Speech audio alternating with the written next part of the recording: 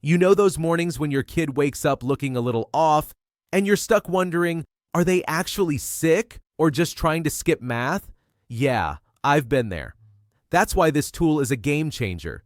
It's quick, just a few yes or no questions about stuff like fever, cough, stomach issues, and it tells you straight up, send them in or keep them home. It's built around real health guidelines, not just guesswork.